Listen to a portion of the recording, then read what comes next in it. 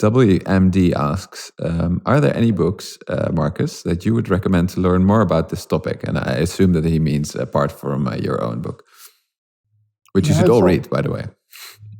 So there are not so many economic books I'm aware of. So what one can read is papers. So I cite in the book a lot of papers, I think.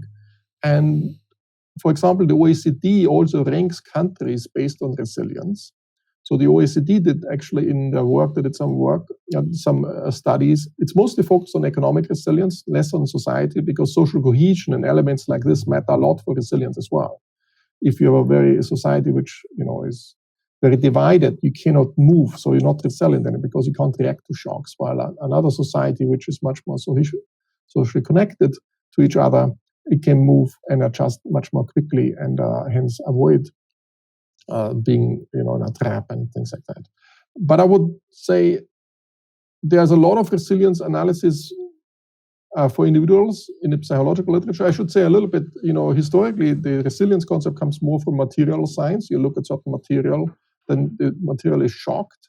And the question is, when the shock goes away, will it bounce back to its original state or not? So there's some work on that.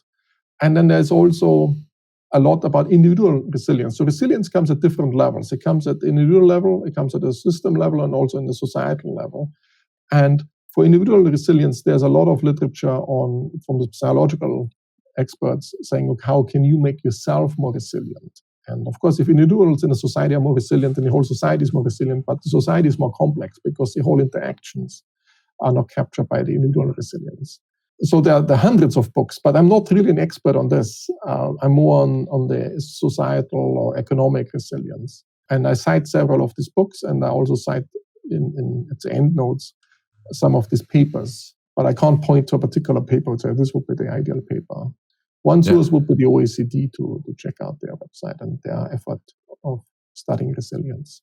Yeah, I will do that as well. Actually, I didn't know that the OECD had a resilience indicator for countries. And I do think what you mentioned ties into a broader tip, I think, about, when you're learning to dive into topics yourself, learning to dive into literature, a great and fun strategy is to read a book. Start with a book that is very broad. And then, as you mentioned, go to the appendix, go to the references and see what sources they use. And that's a great way to get deeper into the subject matter.